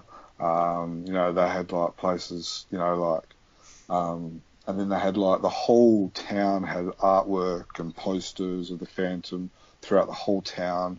You get like this map, and you got to go throughout the whole town and like find the posters and the artwork and get like a sticker to put on it. And then if you get it all, you get like an award and stuff like that. Like that's just that's. Oh, if that had happened in Australia, we would all be, walking our feet down to stumps just to try and get there. So yeah, exactly. And then even if you look at the McCoy one, they actually had, Wilson McCoy's grandson to open it and to contribute photos and art and stories and stuff like that that no one had seen before and stuff like that. So things like that's pretty spectacular as well. Absolutely. And for my mind, I mentioned this in our messages going back and forth this morning, but it's pretty much what you've just been saying. If Frew aren't number one yet, give them a year. They're improving and expanding at a far greater rate than Egmont. And it's great to see Frew and Fanfare producing new non-comic things. So, just echoing everything that you guys have just said there. Yeah. Well, the board game, for instance, that we spoke about, that's a leap that Frew are about to take. I think there's so much potential. Absolutely. Well, the advantage of Frew over a company like Egmont, and we've been discussing this all day basically, is that Frew, they're a smaller company, so there's less red tape for them to have to go through to do news stories or new products and stuff like that. Like if Egmont wants to do something, they got to, Team Egmont or, the Phantom Man is one of 20 or 30 titles that Egmont do. And then, they got to go through all the red tape, all the accounting team, the big wigs and stuff like that, where Frew doesn't have that. So that's, and then KFS, which we all know about that. So so there is that. That is the advantage of, I guess, being a smaller company like Free. So very good. What do you guys? And I don't mean you two. I mean our listeners. What do you think of our choices? Did we get it right? As Jermaine said everything that you wanted him to say, and you agree wholeheartedly with him, or you're more of a Dan fella? You like the traditional type thing, or you just know your stuff, so you've gone with me. I didn't know what to say there. I'd start off with German, and I was going to really build him up, but then I thought, no, I'm hosting this, I want to build myself up here. Anyway, I hope you've enjoyed the podcast, and if you've got any comments or queries, or you just want to put your opinion across, hit us up. Of course, we've got our website on ChronicleChamber.com. But yeah. Can we put a Reddit up there for a best of for 2017? Maybe a best of for each section that we've just been covering, and put it up on our Reddit. That might be a good easy thing to do. For those of you who don't know, it's www.reddit.com/r/phantomfans, or with the PH rather than the F. So hit us up on the Reddit. Of course, there's email at chroniclechamber@gmail.com. Social media, which we're all pretty active on. Facebook, we got Chronicle Chamber, the Phantom fan page, and Chronicle Chamber group. Sorry, did I say Chronicle Chamber group? I meant Phantom Collector group. You've got a run sheet to read it off, and I am reading it off. I realise it's now midnight and I'm hungry, because I haven't eaten in 7 hours. Just as long as I'm getting words confused, I'm not getting hangry. You don't want to see hangry. That's no good. But if you're in your wife's car, surely there's some crusty old stale cheesels and from the kids and Cheerios and other random biscuits and stuff like that lying around in the back. You can crawl under the car seat or something like that. Nice. Anyway, what was I up to? Social media, we got Facebook, Chronicle Chamber Phantom fan page, of course, and I said the same bloody thing again. I tried to do it again so I wouldn't stuff it up. Yeah, just keep them both in. Social media, Facebook, Chronicle Chamber Phantom fan page, and the Phantom Collector group, all one word. I said it right that time. Of course, you can hit us up on Twitter at Chronicle Tweets, and Instagram at Chronicle Chamber. Thank you to all those who support us on Patreon. P3, the Phantom Preservation Project reward in the latest editions of the Phantom 2040 Series 2 is now up. So please enjoy that. If you haven't signed up for the Patreon, please do that. It helps us to keep everything running here, as you guys all know. Of course, if you're ever worried that you're ever going to miss a podcast, please subscribe. Subscribe to us on iTunes or on Podcast Revolution, and you'll never miss a beat. And neither do we. We try to keep our heads or our ears close to the pulse with all things Phantom. If you don't hear it on the podcast, you'll hear it. We'll post it up on the Facebook, on the social media. So, yeah. Anything else to say before I keep digging myself into a hole and just put the foot out of my mouth? You're doing a great job. I've been doing a great job until the outro. I thought it was Dan that was digging the hole. Just that we've got some great guests lined up for early this year. We've got Steve's fan favourite, Alex Seviak, Pendin, Pete Clowes, and some others and stuff like that. So it'll be good to do some of those interviews. Do you think we ever find that long lost? Looking forward to 2018. Do you think we ever find that long lost episode that Callum keeps? Oh, what was it? It was like, yeah, 73 or 74, somewhere there. Something like that. It's there somewhere. I'm sure we'll find it, Callum. We do have plans in place to find that again. I've been Did a vacuum the other day, was looking behind the couch cushions. I'm sure it's there somewhere. We'll keep looking. And at one day or another, we will publish that long lost episode. Yes. I'm actually looking forward. I'm really looking forward to that. You might even turn up for it this time. Yeah, I'll be able to make it. Okay. So I think that's it. We've all enjoyed ourselves. I hope you guys have too. And as always, everybody, 1, 2, 3. Happy Phantoming. Happy Phantoming. G'day everyone. For those of you who've come in late, you are listening to X-Band, the Phantom Podcast. This is episode 87, entitled 27... 27, yeah, right. 2017. Hey guys, I just got to go for a sec. Alright.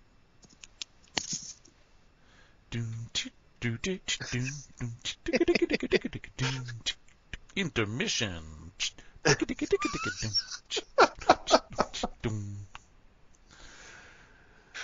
Oh, dear. This is why it's important to have a musician on the podcast.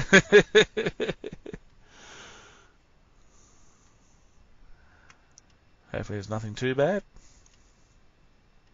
No, probably just heard a cry from the other room or something. Yeah.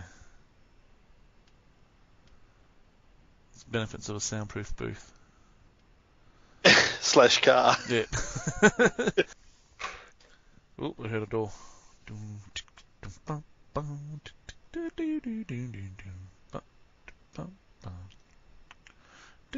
We apologise for this interruption, but we work on the technical difficulties, and we'll be right back with you shortly.